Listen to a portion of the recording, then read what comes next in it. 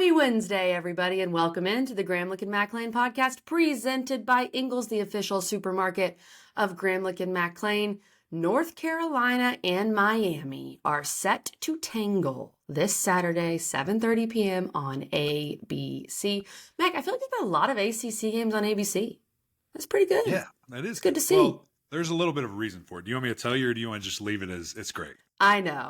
Oh, you do? Because okay, great. Yeah. Next year, ESPN will have all the SEC, and there won't be some CBS. But, Mac, that being said, how many super high-profile SEC games have there really been this year? SEC versus SEC. I mean, Georgia, Kentucky, didn't exactly deliver. You know what I mean? So I think the ACC, we talked about it, Mac, because of all the contract stuff and what's going on. Yep. The ACC needed to have a really good year. The ACC is having an exceptional year with 5 teams currently ranked and not one of those being Clemson. If That's Clemson crazy. was holding up their side of the bargain, this may be the best year in ACC football history. So anyway, we know that Clemson is not holding up its side, but North Carolina is, Mac. And we're going to talk with a guy today, plays for North Carolina, whose nickname is The Butcher. And I would say, Mac knows more about this, but when you have a chance, you should go visit your local butcher over at your local Ingles. Oh, good play there. Absolutely, you should. Number one, Cayman Rucker, the butcher, is a freak nasty, and very excited to talk to him. Shout out to Jeremy Sharp for setting this up. But as you said, we've got our butcher. You need to go see your butcher. Get all the meats, all the good stuff. They've got you covered. Our friends over at Ingles, they do it every day, have the best choice of meat selection. So a quick message from them, and then let's jump into this conversation with Cayman. Did you know Ingles only sells USDA Choice and Prime cuts of meat? Maybe it's time to reward yourself. Our butchers cut all our meat fresh in the store every day. Grass-fed, organic, you name it. Not only that, we'll even cut it to order just the way you like it. And we grind meat fresh in the store multiple times a day. It's all in the bag. That's the best meat in town for the best folks in town. Ingles, low prices, love the savings. I feel like for us as a unit, man, I feel like right now what we're accomplishing, especially for these past few weeks, for us to be 5-0, I feel like what we accomplished is something that we harped on the entire year, and that's to wreak havoc. And, just to get sacks, TFLs, BPUs, interceptions. And so far we've completed every single one in the stat sheet. So I know that we're nowhere close to being satisfied. We're still hungry. We're still I know we're in the thick of the season right now, halfway through, but even though that we have filled up each and every part of our havoc stat sheet, we still want to accomplish a lot more, and most importantly, we want to get wins and get some stops on the defensive side, like always. Cayman, we talked to your head coach going into the season, and he was talking about Coach Chiswick going from year 1 to year 2 in this defense, and he didn't hold back. He said our defense needs to improve, and you guys have gone, I think, above and beyond that call from Coach Mack Brown. How have you been able to improve this much from last year to this year? I think for us personally was just getting used to Coach Chiswick. Honestly, I know year 1, especially when you have a new coordinator come in, just the adaptability of going from a whole new coordinator to a new scheme, it can be very difficult. So year 1 was something that he just really wanted to see who he was dealing with, the guys, the weapons that he was dealing with. And year 2, now that he kind of understands who everybody is, what everybody's capable of, now he just had to let the leash off, So it's just like for us, the one thing that he wanted to do was apply more pressure up front. Because we got players all across the board. We have a great defensive line. We have great 2 inside backers out of Said and Power, and then of course our secondary is stepping up tremendously. So he wants to utilize all of us, not only just in our own individual attributes, but also just bringing pressure when we can. So I feel like Coach Chiswick has allowed us to do so. He's schemed a pretty good job against every team that we went against, and of course, when we apply pressure, havoc happens. So. Havoc happens. I like that. Now, speaking of havoc, your game against South Carolina, I would have to say, I don't know the stats off the top. I know your stats. I don't know the North Carolina history books that well, but I would have to imagine it's one of the best games ever statistically by a defensive player at North Carolina. 8 tackles, 5.5 tackles for loss, and 2 sacks. And the defense was just dominant. Were you in another dimension? I mean, take us into your mind during that game. Honestly, to be honest with you, I didn't really have any vendetta. I didn't really have any. So I was like, all right, I'm finna go out there and do. I didn't have any of that. Honestly, it was the first game of the season, so It's just like, South Carolina has some new coordinators on their side, so we didn't know what to expect. We faced them before, but like I said, they had a different coaching change since the last time we met them. So, I mean, for me, it was just to go out there and have some fun for real. So, and I can't take the full credit. I got to give credit to my guys, my teammates, man. They put me in a better position to make a lot more plays. And of course, hats off to the coaches for scheming up South Carolina well and just allowing me just to play to my strength. So, Yeah. like I didn't approach that game any other different than I have Sure. in the past few games that we had after that. But yeah, just like went out there and had some fun with my boys, man. It was just felt like backyard football again. Felt like Well, that's what it looked like. I mean, you were an absolute terror, just killing those guys, and you've been doing it all season long. It's been fun to see. You mentioned some of the other guys that have stepped up, and just what did that take, man? What did going into this offseason look like? I know we talked to you in fall camp, and again, we talked to Coach Brown about kind of what he wanted, what you guys wanted, but what kind of effort and extracurricular type stuff, not just when the lights are on, not just when the coaches tell you to be there, but what all went into this season to how you guys are performing right now? Honestly, just getting everybody caught up. I know we had a lot of great guys come in through recruiting. We had some guys that were sitting on ice a little bit last year in terms of being a younger guy. So it's just like we understood that the weapons that we had on this team, and now it's up for us to not just have 11 guys playing, but we want 22 guys playing. And so for us in the offseason, that was just us being a kind of like a teammate leading team, like kind of like one of those situations where we had to teach guys how to catch up a little bit and just like getting in the film room, getting guys stronger, faster, bigger, whatever the case may be, focusing on the little things. And so that's kind of like really what we focus on this off season. I feel like it's worked tremendously. We got guys that are stepping up that haven't stepped up in the past. We got older guys that are learning a lot more of their position. And so, we have a lot of great, tremendous improvement in a lot of different areas. So I couldn't be any more prouder. And it's like the fruits of our labor are now starting to come to fruition this season. No doubt. And it's so fun just to see guys, making most of their opportunity. And when you have this team together and, my goodness, the things that you can do moving forward continuing this year. But one guy that has just jumped off the screen in the game, I mean, we've seen you in person up at Pittsburgh. Hopefully we'll be in Chapel Hill sometime sooner than later. But Elijah Huzzy is making plays all over the field, man. When did you know, I guess, that he could be this type of playmaker, not only on defense, but in special teams as well? You know how you have Eric, you played football before, man. You just you have those guys that just, they walk into the room and you can just sense the dog in them. You can sense that they mean business, that they, not just because they come from a different background, they didn't get recruited like everybody else. They didn't have that same, high recruiting status as they did coming out of high school, but they have the intention to make an impact. And that's the exact aura that I sensed off of Elijah since he first came into UNC. And it wasn't that he did anything different than anybody else. It was just that he wanted to be great. He wanted to show that, just because I came from a smaller school, that doesn't mean that I can't play at this level. And so, just for him, it's just like he came in ready to work, got into the film room immediately, got in extra work when it was needed. He was amongst the first people to finish in all the off-season drills that we've done. He's worked to be a tremendous leader for our team. And so it's just like from day one since he committed to us and just came into the facility, he just carried that energy with him. And obviously, it's been gravitating towards other different people. It's spread out, and now we're all feeding off of his energy. And obviously, he's making plays every single weekend.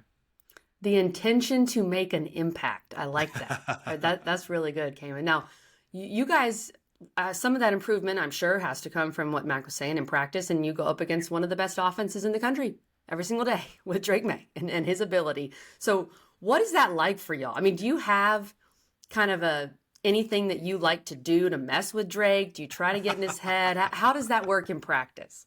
Well, I mean, we're in the season now, so I don't really see Drake as much as I used to back in fall camp. I know in fall camp, man, whenever I could, I would get in the backfield, whether that I would get a clean rep and get in the backfield and get a quote unquote sack in practice, or whether it's just it's a false start or something and I get back there anyway. I just like to play mind games a little bit, and I don't say nothing crazy. I don't say anything disrespectful. And I'll just say something like, "Hey, Drake, nice to see you back here again." Like it's just something that irks Drake because I know he's a competitor just like me. He hates to lose. He hates to feel he hates to be tried. And so I know for Drake, man, that's just gonna make him better. And of course, the offensive lineman, they've gotten tremendously better since last year. So they're making me a better pass rusher. I'm making them a better offensive lineman because I'm gonna push myself each and every single day. And because of me working on my pass rush and getting past our good O line, it's up to me to make Drake better and to perform better under pressure because I know for him it's just right now it's just looking like he's just doing it effortlessly. So I know for him it's definitely creating him to be a better quarterback more than he already is. But Yeah. No, there's no doubt, man. I think that good on good, it speaks volumes of where you guys are and applying that pressure and the way your secondary is playing. He has to go against that or had to go against that every day. So each of y'all, kind of helping and aiding. But from your perspective, as a teammate, but also as a defender, what makes him so great? I mean, how can he be, or what will make him be potentially the first overall pick in this upcoming draft if he decides to leave? Man, it's just one of those things where it's like he understands the game of football. And of course, it's just like his family comes from a long lineage of athletics. And so obviously sports is no surprise to him at all.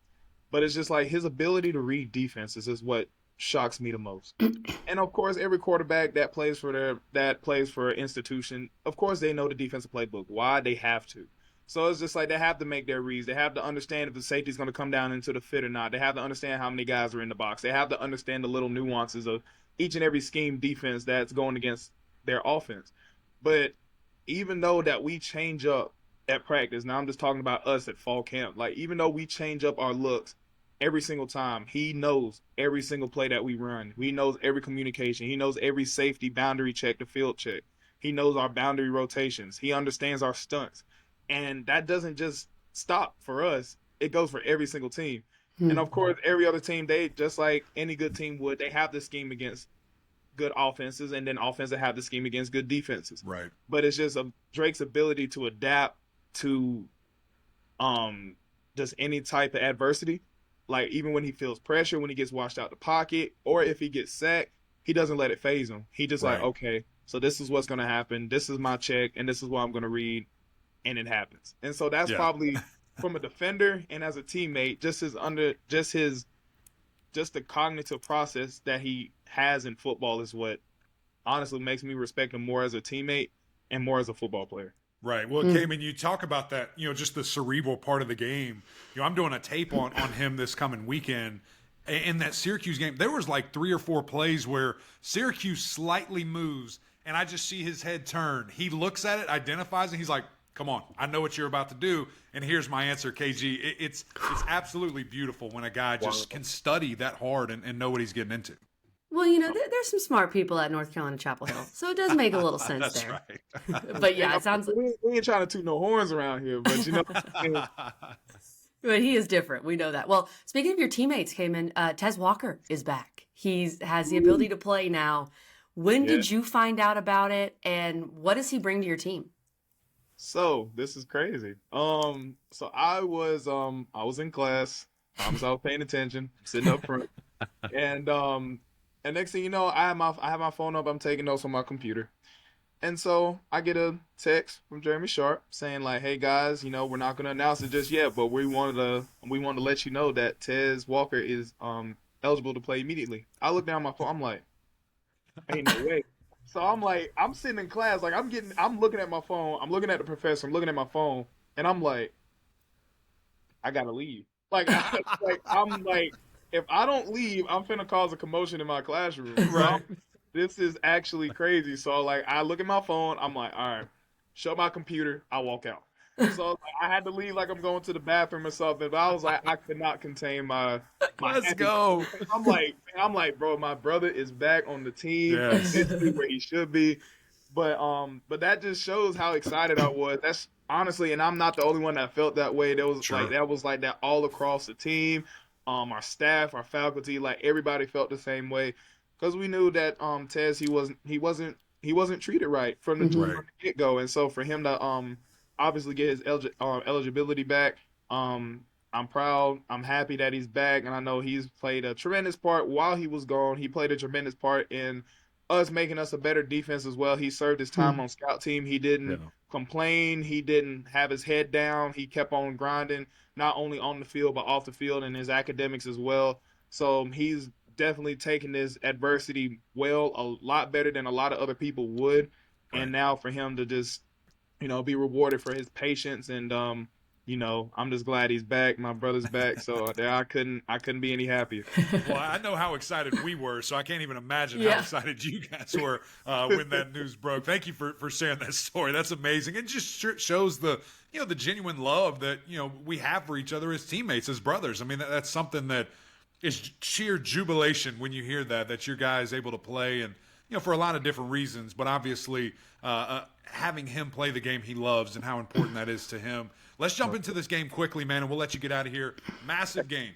A Miami team that's hurting, that's going to be mad, that's going to be angry, and they're coming to your house, prime time, ABC 7:30. What's your just initial thoughts? I know it's only Tuesday, but what you kind of have seen from these guys and what you guys need to do to get the big dub on defense. Well, obviously we got a lot of respect for Miami. They got a very powerful offense, a very dynamic offense. They got a lot of weapons everywhere. They got a good O line. They got they got the guard transfer from Alabama, Javon Cohen. He's going to be Hmm. really good. And then they got their freshman right tackle. And then of course, like they still got Tyler Van Dyke, and they got their running backs, and they got dynamic receivers. So we're very aware of the type of offense that they got, the weapons that they've added, and the weapons that they've continued to develop. So we're obviously aware and we respect the offense that they have, but we obviously know this is going to be a good game as well. For us as defense, we're not really worried about anything that they got going on because it's going to be a us versus us type of game. We got to be fundamentally sound. We got to be physical. This is going to be a very physical game. We got to stay in our gaps, be fundamentally sound, stay to our technique, and of course, just execute every play call that we're given in the game. And I feel like that's kind of like what we've been doing for the past couple of weeks, and it's worked. So let's not, if it, like my folks always tell me, if it ain't broke, don't fix it. So if it's not broken, we're gonna continue to do so, and just like any other defense, we're gonna make adjustments if needed, and it's gonna be a ball game. I can't wait to play this Saturday. Oof, we are ready. Last one from me, Cayman. I've been noticing these crowds at Keenan have been pretty lit. All right, and this is a night game. This is Miami coming to town. How have the crowd shown up for you guys, and what do you expect from this crowd on Saturday night? Oh shoot, boy! I cannot lie. The tar pit has been wild for the past couple of weeks. Shout out to them for sure. And I feel like if my sources are correct, according to Big Game Boomer, we are actually one of the top student sections, loudest, and we haven't been there Hey, in a while. So citing your sources. exactly. So shout out to the Tar Pit. They've been showing out these past couple of Saturdays, and I know they're going to bring it again this Saturday. And plus, they are not unfamiliar to a night game, especially against Miami, because we know what happened last time with that one. So it's just like they're going to get loud. Hopefully, they get louder than that last time. But I'm so ecstatic for this game this Saturday. I know the Tar Pit's going to bring it. The Tar Heels are going to bring it. I know the Miami Hurricanes, they're going to bring it as well. So it's going to be a great game this Saturday, and I can't wait to get after it. There you go. You heard it from the butcher, Tar Heel Nation. Let's ride, baby. Let's go one time. Hey, man, this Let's is ride. Let's ride. man. This is so much fun, brother. Appreciate your time, and good luck this Saturday. It's gonna be a great game. Appreciate you. Thank you. Thank you.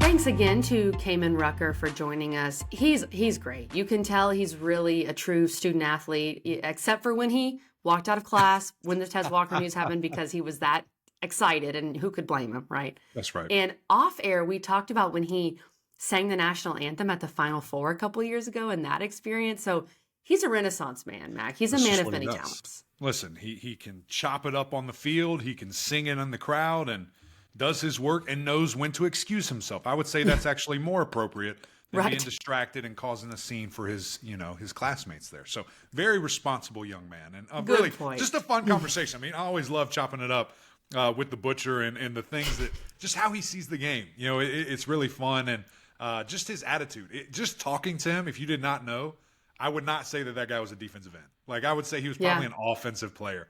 Just kind of his mindset. But when he gets on that field, look out. It's game time. It's game time.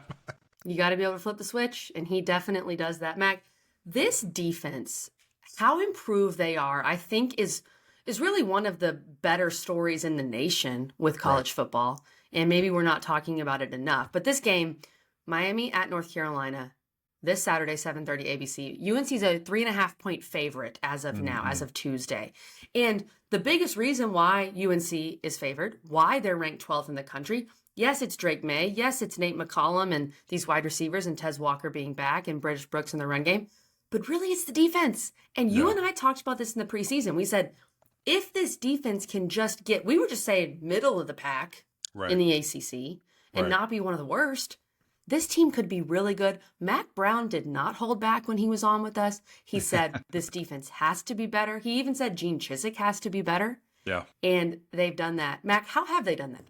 Well, it's been, number one, just overall impressive, right? I mean, when you see this effort from going to 14th in yards per game to 6th right now, and listen, when you look at their schedule, they're not playing, these terrible teams. Like, they're playing some teams here now in Power 5, South Carolina, App State, who's a very good team, Minnesota, Pittsburgh, Syracuse.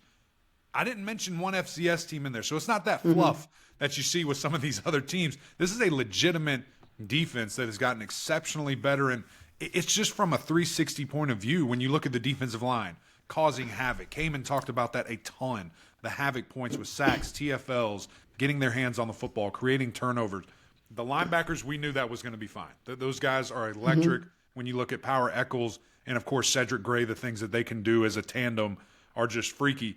But the back end is so dramatically better with alignment, technique, running with guys, getting their hands on the football, interceptions, PBUs, all these different things. You're seeing this dramatic step. I mean, again, when we were talking about this, it was like, okay, can we get to the middle of the back? Like, can we get there? And these guys have gone way up since my expectations, everything that you've seen. Now, it certainly started with a bang, and you're like, oh my gosh, this is the greatest defense ever. Leveled off a little bit since then, but still playing at such a high level, KG. It's been fun, and you've got a big challenge this week with Miami coming to town, a team that, outside of the Georgia Tech game, has really been balanced, can do whatever they want offensively, averaging over 500 yards a game, have a solid offensive line, great wide receivers, great running back, quarterback, all these different things. So that opportunity for you to even further your case as why we're such a great defense, and a team that, listen, it's going to be one way or the other. I don't think it's going to be down the middle. They're either going to be really mad and play to a high level, or they're going to be thinking about woulda, coulda, shoulda, and continue the turnovers, continue the different things, and give you the football. So how can you kind of harness what Georgia Tech did at home, get your hands on the football, create extra opportunities, and then let Drake Maye and the boys go crazy? Well, the turnovers are key. TVD cannot have the picks that he did against Georgia Tech in this game. I think the secondaries on both sides are going to be very interesting. Miami's secondary a little more heralded, some names that your average fan might know compared to North Carolina's. But when you're going up against Drake Maye, you're going up against TVD, these guys that can pass for 400 just kind of, any game. Right. The secondaries are huge. And then I also think the flip side as well of who can protect their quarterback. You talked about Cayman Rucker having respect for that new and improved Miami offensive line. And then you've got some real werewolves on Miami's D-line as well. So a lot of that's going to be really which team can get their passing game going. I think that's the key.